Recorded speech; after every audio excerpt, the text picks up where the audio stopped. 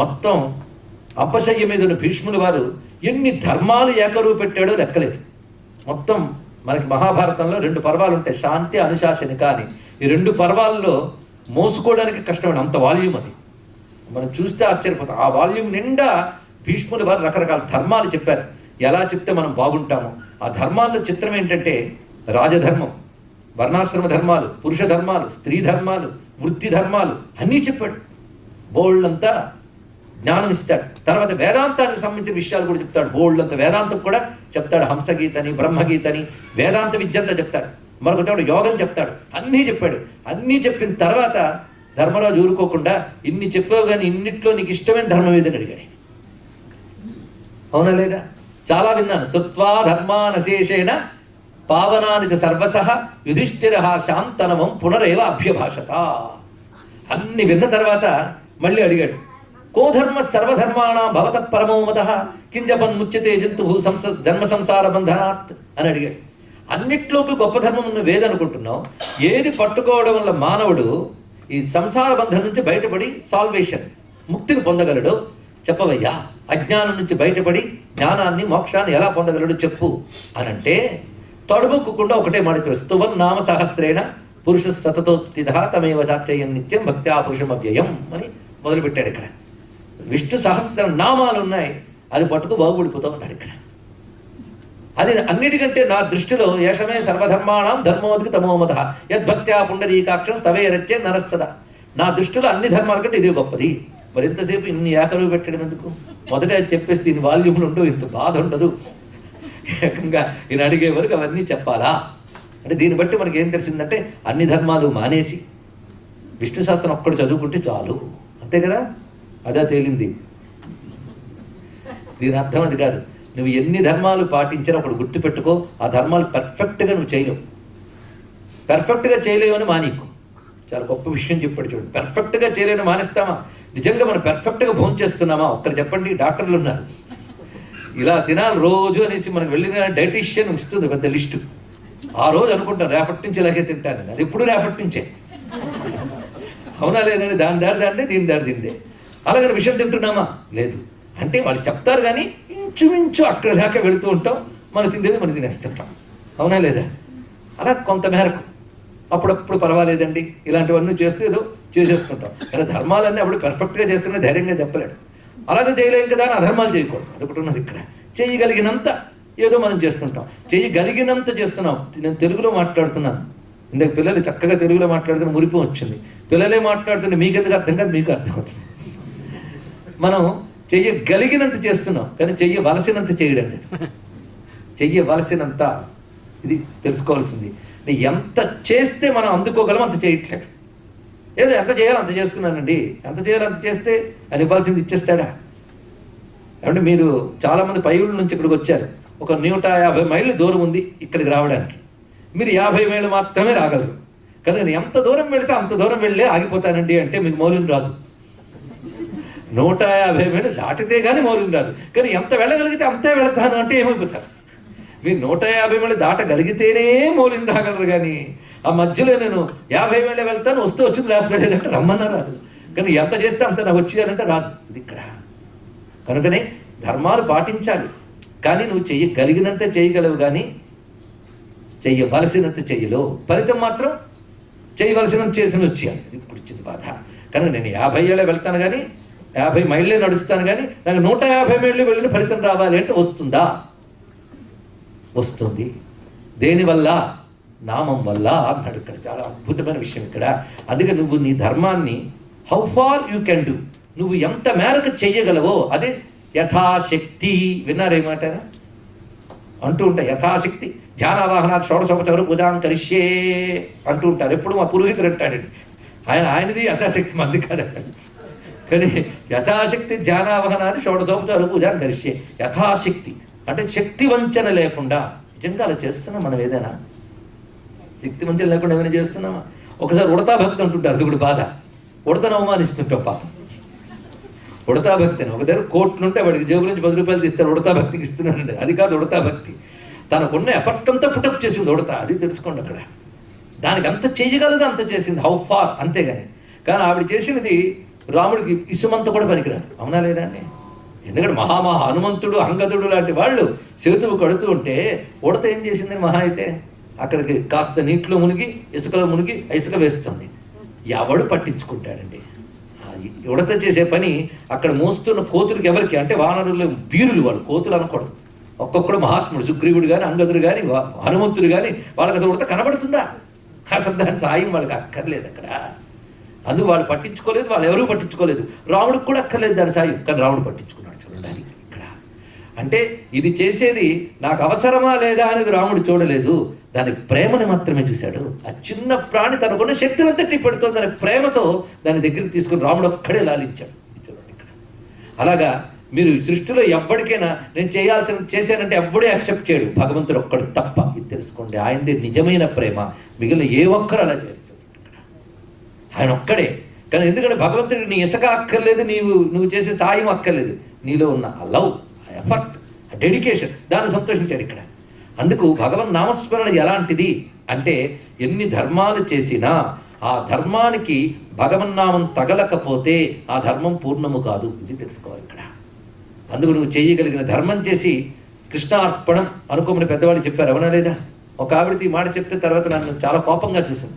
ఇంత చేసి కృష్ణార్పణం చేసి అలా నిజంగా మనం చేసిందే మనకి ఇస్తే మనకు చాలు, మనకు సరిపోదు. అందుకే మనం భగవన్ నామస్మరణతో మనం ఏదైనా చెయ్యగలిగినంత చేస్తే ఆ నామస్మరణ వల్ల చెయ్యవలసినంత చేసిన ఫలితాన్ని ఇస్తాడు. ఇందులో సందేహం లేదు. తెలుసుకోండి ఇక్కడ.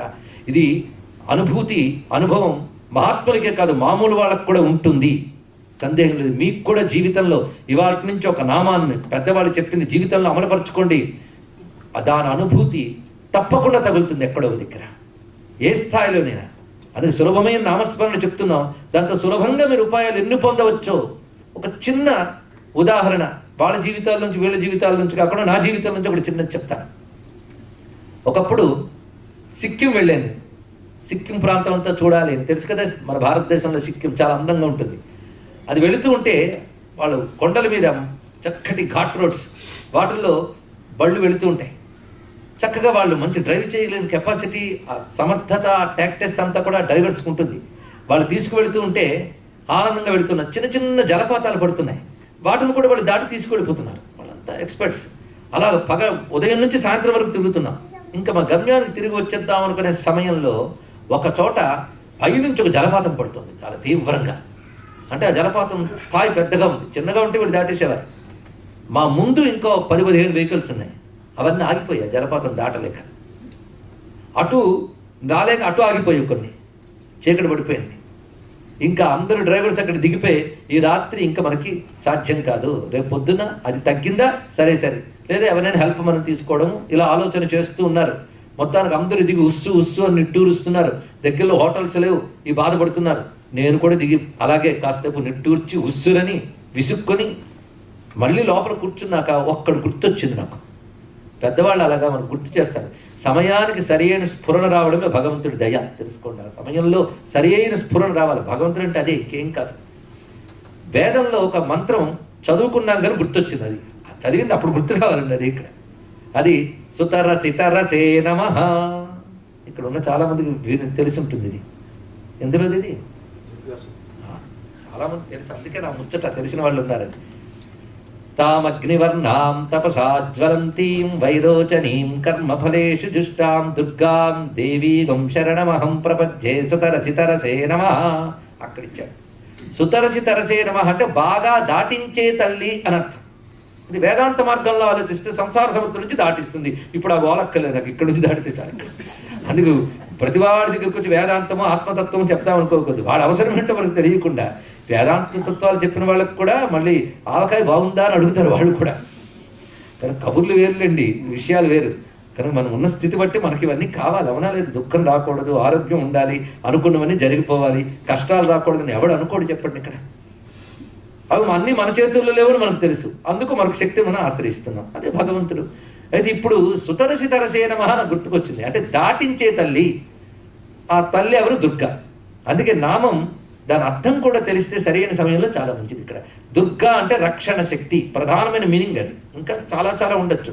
దుర్గా అంటే రక్షించినది, దుర్గతుల నుంచి కాపాడునది. దుస్సాధ్యం నుంచి, దుస్సాధ్యం అంటే ఇంపాసిబుల్, ఆ దుస్సాధ్యం అనే దాని నుంచి ఆవిడ సొల్యూషన్ ఇస్తున్నారు. అలాగే దుష్టత్వము, దురాచారము, దుర్మార్గము, దురితము, వీటన్నిటి నుంచి కాపాడే దుర్గ, ఇదొక అర్థం. పెద్దవాళ్ళ దైవాల అర్థం తెలుసు కనుక ఆ సమయంలో ఎవరి వల్ల కానిది దాటడం ఆవిడ గుర్తొచ్చింది. ఆ గుర్తు రావడమే దయ అండి. దయ అంటే ఇది. ఆ సమయంలో గుర్తు రావడం దయ. సరి అయిన సమయానికి భగవంతుడు గుర్తు రావడమే దయ. ఇంకే దయ ఎక్కడ లేదు, గుర్తుపెట్టుకోండి. మొసలు పట్టి లాగేస్తోంది ఎవరిని? గజేంద్రుడిని. మొసలు పెట్టి లాగేస్తూ ఉంటే అంతవరకు హాయిగా రాజు, సామాన్యుడు కాదు, గజరాజు, ఆయన చుట్టూ ఎంతమంది బలగం అండి. పదవిలో ఉన్నప్పుడు అందరూ మనవాళ్ళే. అందులో ఇప్పుడు గజరాజు కనుక బలగం అంతా ఆయన దగ్గర ఉంది. బరాబరులు చేస్తూ అక్కడ భార్యలు, తోటి వీరులు అందరూ ఉన్నారు. అందరూ కలిసి దింపారు దేంట్లో? సరస్సులో. హాయిగా జలకాలు ఆడదామని అందరూ కలిసి ఆడుకున్నారు. జలకాలు అట్లా ఏదో నీళ్లు తాగి వచ్చేస్తుంటే ఇంత డేంజర్ ఉండేది కాదు. ఆ నీళ్లు తాగి ఆడుకున్నారు. ఆడుతూ ఉంటేనే పాప అక్కడెక్కడ పడుకున్న మొసలు తెచ్చింది అంతే. ఇక్కడ మరి ఇంతమంది ఆడుతుంటే ఈ గజరాజు పాదమే పట్టింది అక్కడ. ఏమంటే ఇంతమందిలో ఈయన పాదం పట్టాలి కదంటే దాన్ని లక్కట్టారు. అంతమందిలో ఈయనదే పట్టుకోవాలా? ఆయన్ని పట్టుకుంది. ఇక్కడ పట్టుకున్నాక ఆయన ఇంతవరకు వాడు ఎదురు లేదు. అందుకే లైఫ్లో ఒక్కొక్కప్పుడు ఎదురు లేకుండా అసలు జరిగిపోతున్నంతసేపు దేవుడు లేడు, దెయ్యం లేదు. ఎక్కడో మోకాలు పగులుతాయి, డాక్టర్లు చేతులు ఎత్తేస్తారు. అప్పుడు ఏ మంత్రం చేస్తే మంచిదండి? ఏ గ్రహానికి శాంతి చేయాలి? అప్పుడు మొదలవుతుంది అక్కడ. అప్పుడు తన బలం తగ్గిపోయింది. పోనీ తన బలం తగ్గిపోతే ఇంకోటి ఉంటుందండి, తన వాళ్ళు ఉన్నారుగా. మనకు ఒక్కసారి అది ధైర్యం. ఏమంటే రాత్రి పగలు కష్టపడి ఆరోగ్యాన్ని కూడా లెక్క చేయకుండా కష్టపడుతున్నారు కదా. రేపు పొద్దున మంచాన పడితే ఏం చేస్తారని మా వాళ్ళు చూసుకుంటారండి. ఏం చూస్తారు? గుర్తుపెట్టుకోండి, 2-3 రోజులు చూస్తారు. తర్వాత ఎలా ఉన్నారని అడగరు, ఇంకా ఉన్నారా అని అడుగుతుంటారు. తెలుసుకుంటారు. ఇది పరిస్థితి. ఎవడు దీన్ని బట్టి ఇప్పుడు ఒకటి తెలిసిపోయింది దానికి. తనది అనుకున్న బలం పనిచేయలేదు, తన వాళ్ళు అనుకున్న బలగం పనిచేయలేదు. రెండూ పనిచేయలేదు. ఎప్పుడు ఒకటి తెలుసుకున్నాడు. ఆ సమయంలో అది గుర్తొచ్చింది. అది ఆయన అదృష్టం అండి. అక్కడ అదృష్టం, అది అనుగ్రహం. కృప అంటే అది. ఆ సమయంలో అనేక జనాలు పుణ్యం ఉండడం వల్ల ఆ సమయంలో ఆయన గుర్తొచ్చాడు. ఎవడు?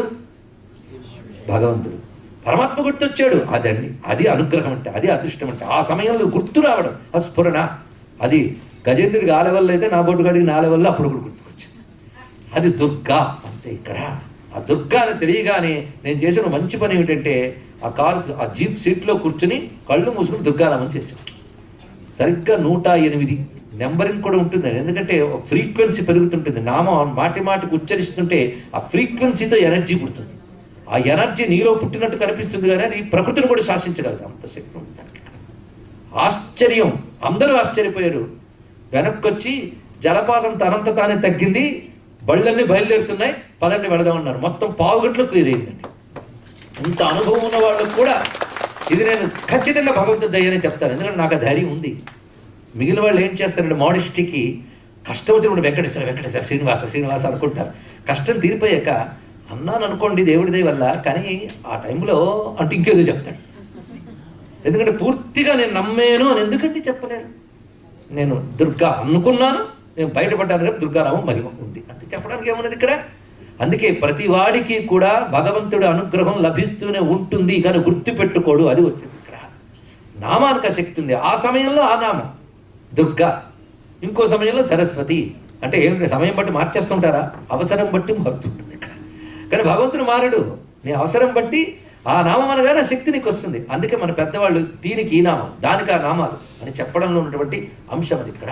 ఆ నామాల వల్ల ఒకటి మీనింగ్, 2 ఎనర్జీ అని చెప్పాం. ఎనర్జీ మళ్ళీ 2 విధాలుగా ఉంటుంది. ఒకటి the energy of sound and the energy of meaning. 2 ఉంటాయండి ఒక నామంలో, 2 energies. The energy of sound అంటే the mere existence of the nama. నామంలోనే ఒకానొక శక్తి ఉంటుంది, అది సౌండ్ ఎనర్జీ, అది వైబ్రేషన్స్ అని చెప్తాం, ప్రకంపన అనేటువంటిది చూపిస్తాను అక్కడ. రెండవది దాని మీనింగ్ బట్టి ఒక ఎనర్జీ ఉంటుంది. ఇది ఈ 2 రకాల ఎనర్జీలు నామం చేసేవాడికి వస్తాయి ఇక్కడ. అందుకే మహానుభావుడు 1000 నామాలు చెప్పాడు అక్కడ.